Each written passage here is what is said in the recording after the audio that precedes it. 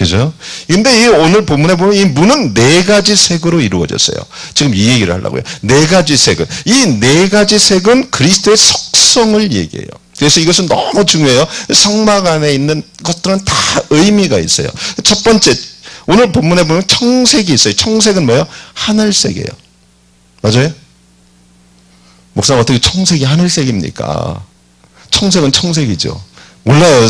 색깔이 요즘에 하도 많아서. 그렇지만 청색은 하늘색이에요. 맞아요? 여러분도 모르는군요. 그러면 넘어갑니다. 어떤 사람은 아주 복잡하게 물어, 좌우지간. 그렇다면 그런 줄 알지. 뭐 또 비슷한 색이 있대. 좌우지간 청색은 하늘색이에요. 예. 이것은 뭐냐? 예, 예수 그리스도의 본질과 기원을 상징해요. 그러니까 하늘에 계신 그리스도, 하나님을 상징한단 말이에요. 그래서 청색은 하늘색을 얘기해요. 그 다음에 자색이 있어요. 이 자색은 자주색이에요. 이 자주색은 혼합색이에요. 근데 사실. 그죠? 자주색이 어떻게 나와요? 홍색과 청색의 결합이에요. 근데 어쨌든 빨리빨리 지나갑니다. 이 자주색은 왕권을 상징해요. 왕이신 그리스도. 그죠? 그래서 성경에 보면 자주는 뭐요? 그 당시에 존귀함을. 왕의 색이에요. 또 홍색이 있어요. 홍색은 뭐예요? 빨간색이에요. 홍색이요. 네? 빨간색이에요. 이 색은 어떤 거예요? 피를 의미해요. 죄에 대한 희생 제물로서의 예수 그리스도를 의미해요. 이 지금 문에 이렇게 색이 여기 16절에 보면 문두루 위에 청색, 자색, 홍색 질과 가늦게 꾼 베실로스 누아 짜니 이 말을 하는 거예요. 여기에 붙어 있는 거. 그 다음에 흰색이 있어요. 흰색은 뭐예요? 완전을 상징합니다.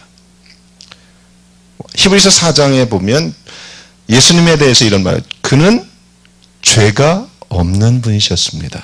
그러니까 완전한 거룩하신 분이에요. 이 네 가지 색이 다 예수 그리스도의 속성을 상징해요. 그러니까 문의 그 의미도 예수 그리스도의 속성을 상징하는데, 이것이 빌립보서에 보면요, 빌립보서 2장에 보면 여러분들 제가 보지 않겠어요. 시간이 없어서. 뭐예요? 예수 그리스도의 너희 안에 이 마음을 품으라. 이는 그리스도 예수의 마음이니. 기억나세요? 그러면서 쭉 예수님에 대해서 아주 신약의 핵심이에요. 예수님이 어떤 분이셨고 어떤 일을 하셨고 그분이 어떻게 되셨다, 이 얘기를 해요. 그죠? 그것이 다 이 네 가지 색깔을 상징하고 있어요. 첫째, 6절은 그는 근본 하나님의 본체셨다. 이 말은 청색을 상징해요. 하나님이셨어요. 그래서 또 하나님과 동등됨을 취할 것을 여기지 아니었다. 그분은 거룩하신 분이에요. 그 죄가 없으세요. 흰색을 상징해요. 그리고 사람의 모양으로 나타나셨고 자기를 낮추시고 죽기까지 복종하셨는데 어디에서 죽었다고요? 십자가에서 죽었다. 이거 홍색을 상징해요. 희생 제물이죠. 그리고 나서 이제 하나님께서 11절에 보면 하나님은 그를 지극히 높여 모든 이름 위에 뛰어나게 하시고 하늘 위에 땅 위에 땅 밑에 모든 이름이 예수의 이름 앞에 무릎 꿇게 하셨다. 그죠? 그것이 지금 하나님 그 왕권을 취하신 거예요. 하늘과 땅의 모든 권세를 내가 가졌다 그러죠. 마태복음 28장에. 그죠? 그러니까 왕권을 가지신 예수 그리스도를 주라고 고백하게 만드는 거예요. 이 네 가지 색깔을, 이 성막의 네 가지 예수의 속성을 빌립보서 2장에서 모두 풀어줘 버리는 거예요. 네. 그러면서 다음 기절이 뭐예요? 이 네 가지 색깔이 성막을, 이 문을 쫙 둘러싸여 있는데 그것이 빌립보서에 보면 뭐예요? 오직 그리스도는 만유시요 만유 안에 계신다. 이 말로 풀어버려요. 그러니까 그리스도가 온 만유에 계신 거예요. 그러니까 주님을 볼 수가 있어요. 어디서건 느낄 수가 있어요. 예.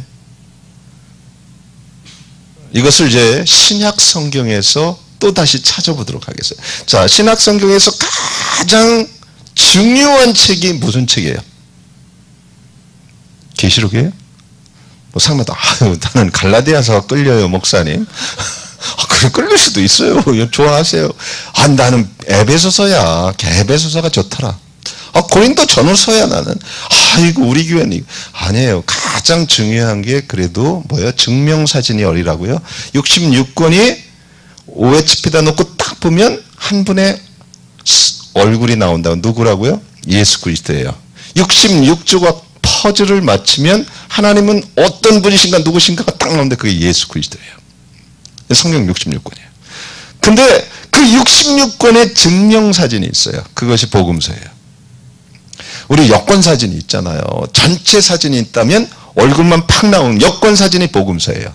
왜? 실제 예수 그리스도의 태어나고 죽은 그 모든 것을 기록한 게 복음서거든요. 그래서 여러분들이 복음서를 많이 읽어야 돼요. 근데 이 복음서는 성경이 조금 잘못됐어요. 이상해요. 4권이나 돼. 그 어떤 분은 이상해요. 좀 틀린 것 같고. 그런 분도 있어요. 그죠? 성경을 잘못 산다. 이상해. 그럴 수도 있어요. 근데 이 4권을 왜 성경으로 하나님께서 기록하게 하셨을까? 이유가 있는 거예요. 이 4권의 의미가 있어요. 이건 계시록까지 의미가 있고요. 에스겔서에도 의미가 있고요. 근데 이 성막의 색깔에도 이 4권의 의미가 있어요. 첫째, 마태복음. 마태복음은 마태가 썼어요. 마태를 통해서 하나님이 썼는데 그것은 뭐 이스라엘 왕으로서의 그리스도를 포커스해요. 이건 신학자들이 연구를 해서 그것은 뭐예요? 자색을 의미해요. 그 다음에 마가복음이 있어요. 마가복음은 뭐예요? 포커스가 예수 그리스도가 어떤 부분을 포커스했나 그것은 고난받는 종이에요. 그죠? 그 홍색을 의미해요. 누가복음은 완전한 사람으로 오신 그분을 얘기하고 있어요. 그죠? 포커스가 있단 말이에요. 누가가 본 예수, 마태가 본 예수, 그것을 쭉 얘기해요. 그러니까 사복음서를 다 보야지 조금 더 예수님이 뚜렷해지는 거예요. 한 권만 보고 나는 마태만 끌려요. 그냥 끌리는 걸로 그쪽만 계속 가는 거예요. 그러니까 4권을 다 보야지 좀 더 뚜렷한 증명사진이 나와요. 근데 누가는 완전한 사람으로서의 그리스도를 그렸어요. 그것은 뭐예요? 흰색을 의미해요. 그리고 요한, 사도 요한은 하나님의 아들로서의 그리스도를 포커스했어요. 그것은 청색을 의미해요. 하늘에서 온 자예요. 그래서 인자 후에 하늘이 열리고 뭐 전부 그런 일, 그죠? 그래서 하나님의 아들로서, 이것이 신약에서 예수 그리스도를 통해서 성막에 표현하고 있는 부분이 연결된 부분이에요. 자, 성막의 문은 폭이 약 9m래요. 9m라면 좁은 거예요, 넓은 거예요? 좁아요? 무척 넓은 거죠. 이 말 안에는 어때요? 하나님께서 누구든지 들어올 수 있는 문을 열어놨다는 거예요. 누구든지. 그래서 수고하고 무거운 짐진 자들은 몇 명만. 홍씨만. 뭐 이런 게 없어요. 다 내게로 오라. 그죠? 여기서 다 해요. 계시록도 뭐라고 해요? 성령과 신부가 오라 하시는 듯다. 듣는 자도 오라 할 것이요 목마른 자도 올 것이요 누구든지 원하면 와라. 이것이 중요해요. 문은 이렇게 주님을 상징하지만 또 높다는 거예요. 그래서 원하는 자는 지금도 주님이 초청해요. 구약도 목마른 자는 내게로 와라. 누구든지 와라고 하라. 그러니까 지금도 그 문을 들어가기를 주님은 원하세요. 자, 시간 없지만 한 가지만 더 하겠습니다. 예수님께서 이 땅에 사시던 때에 그 당시로 한번 돌아가 봅시다. 2000년 전이에요. 그죠? 우리가 예루살렘에 갔는데 정말 예루살렘은 오래된 돌들의 도시예요. 너희가 아브라함의 후손이라고 이 돌들로도 하나님 아브라함, 그 돌들이 꽉 찬 도시예요. 그 돌들을 보면서 우리는 메시지를 드려야 돼요. 여러분, 돌이 많지 않아요. 근데 이스라엘 가보세요. 거기는 다 돌이요. 도시도 돌이고, 그래갖고선 우리가 들었지만 텔아비브라는 것은, 텔이라는 것은 뭐예요? 그 도시 위에 또 다른 도시로. 그 건축법이 달라요. 거기 우리는 무너뜨리고 하는데 거기는 계속 사니까 파면 팔수록 다 유적지야. 거기 가서 땅 파다 걸리면 그거는 큰일 나요. 도굴꾼이야. 돌 하나도 엄청 크니까 파지도 못해요. 근데 좌우지간 유적지 지금도 개발하고 있는데 보면 딱 밑에서 아찔해요. 근데 더 파고 들어가야 돼. 계속 수천 년 입장했으니까. 그러니까 그 당시로 한번 돌아봅시다. 예수님이 그 거닐던 2000년 전에는 그 땅이 어떤 땅이었어요? 예수님이 사셨던, 숨쉬던 그 시대, 2000년 전에. 그 땅 로마의 식민지였어요. 그죠?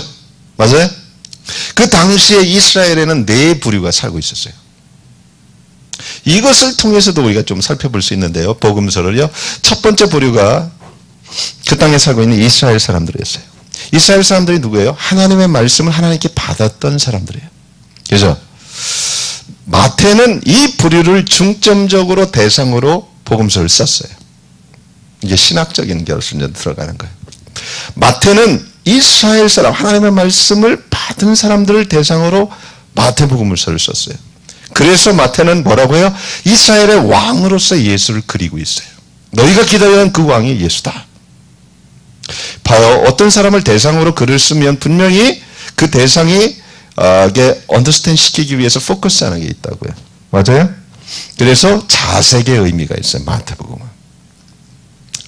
그리고 그 시대에는 로마의 통치하였어요.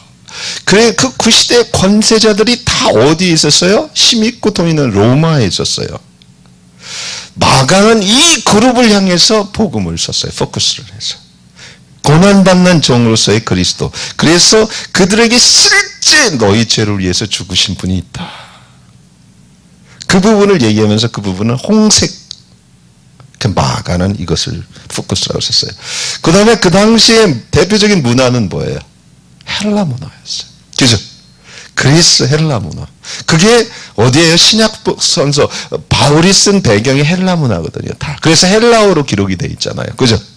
전 세계의 문화와 언어를 가지고 영향력을 주는 헬라 시대였어요. 이 헬라 그리스 사람들에게 누가는 그들을 포커스하고 복음서를 썼는데요.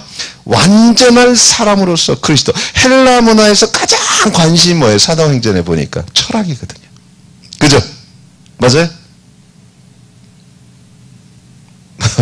그런 거 관심 없어요? 그죠? 그래서 사도 바울이 사도행전에 보면 가는 곳마다 소피스트들하고도 얘기하고, 그죠?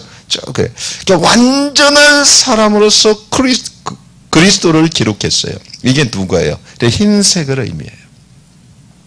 또 그 시대에 소수의 크리스천들이 있었어요. 그죠? 소수의 크리스천들. 이들을 향해서 예수 그리스도에 대해서 복음서를 기록한 게 요한이에요. 그래서 요한은 그들에게 하나님의 아들 예수 그리스도를 포커스를 했어요. 청색이죠. 이게 그 당시 시대적으로 또 그 당시에 신약적으로 지금 성막과 비교를 해본 거예요. 예수 그리스도의 속성. 예. 무슨 말인지 알겠죠? 예. 이제 좀 정리를 합니다. 이제 끝날 때가 됐어요. 이 담 혹은 울타리는 하나님의 완전한 의를 상징한다고 그랬어요. 의. 완전한 의예요. 거룩하며. 그것은 누구도 들어갈 수가 없어요. 그래서 담을 보면 모든 사람이 하나님의 음성을 들어야 돼요. 그것은 뭐예요? 스톱! 오면 죽어. 그게 출애굽기 19장이에요. 네 맘대로 오면 죽는다 이거예요. 그래서 담을 통해서 우리는 성막의 담을 딱 부딪힌 순간에 울타리를 하나님의 음성을 경고음을 들어야 돼요. 스톱! 동물이건 모두 죽는다. 왜? 그분은 완벽한 의예요. 하지만 문을 보여주세요. 그 문은 완전한 은혜를 상징해요. 이 문을 통해서 또 하나님 우리에게 메시지예요. Come in. 누구든지 목마르거든 들어오라. 이게 주님의 메시지예요. 하나님의 음성을 우리는 늘 들을 수 있어요. 그래서 그분은 그래요. 나만이 길이고 진리고 생명인데 나로 말미암지 않고는 누구든지 아버지께 올 자가 없다. 이 말을 하신 거예요. 아주 중요해요. 잠언 14장에 이런 말을 해요. 어떤 길은 사람의 보기에 바르나 필경 사망의 길이니라. 예, 이것이 지금도 마찬가지. 눈을 가려요. 바르대요. 그 길이. 착하게 살면 되지. 이렇게 살면 다 그게 밝아 보여. 하지만